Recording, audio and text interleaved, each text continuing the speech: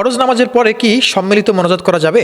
দেখুন, ফরজ নামাজের পরে সম্মিলিত মোনাজাত করা যাবে না, কেননা রাসূলুল্লাহ সাল্লাল্লাহু আলাইহি সাল্লাম বা সাহাবা আজমাইনদের আমল থেকে এমনটা আমরা দেখতে পাই না। আর ইসলামের মূল মানদণ্ডই হচ্ছে রাসূলুল্লাহ সাল্লাল্লাহু আলাইহি সাল্লাম কি করেছেন, সাহাবা আজমাইন কি করেছেন, এটা আমাদেরকে দেখতে হবে। কারণ আলাইকুম বিসুন্নতি ওয়া সুন্নাতিল খুলাফায়ে রাশিদিন মিনাল মাহদিন, রাসূলুল্লাহ বলেছেন তোমরা আমার সুন্নাতকে ফলো করো, তোমরা আমার সুন্নাতকে মেনে নাও, মানো, আর আমার যে যারা খলিফা রয়েছে এই হিদায়াতপ্রাপ্ত খলিফা তাদেরকে তোমরা অনুসরণ করো। সুতরাং তাদের আমলে আমরা দেখতে পাই তারা ফরজ নামাজের পরে এরকম করে সালাম ফিরিয়েই যে মোনাজাতটা আমরা করি, এমনটা করে তারা মোনাজাত কিন্তু করতেন না। এই জন্য প্রিয় ভাইরা, ফরজ নামাজের পরে আপনি আগে আল্লাহু আকবার আস্তাগফিরুল্লাহ পড়েন, এরপর আপনি আল্লাহুম্মা আনতাস সালাম ওয়া মিনকাস সালাম এটা পড়েন, লা ইলাহা ইল্লাল্লাহু ওয়াহদাহু লা শারীকা লাহু, আয়াতুল কুরসি পড়েন, অনেক আমল রয়েছে, আপনি এগুলো আগে করেন। এরপরে গিয়ে প্রয়োজনে আপনি অন্যান্য যে আমল আছে বা মোনাজাত আছে আপনি একা একা সারাদিন করেন, কোনো আপত্তি নেই। কিন্তু সালাম ফিরিয়েই যে সম্মিলিত মোনাজাত, এটা সম্পূর্ণ বিদআত বলা চলে। এমন ভাবে সালাম ফিরিয়েই সম্মিলিতভাবে মোনাজাত করা যাবে না। আশা করছি বুঝতে পেরেছেন আপনারা।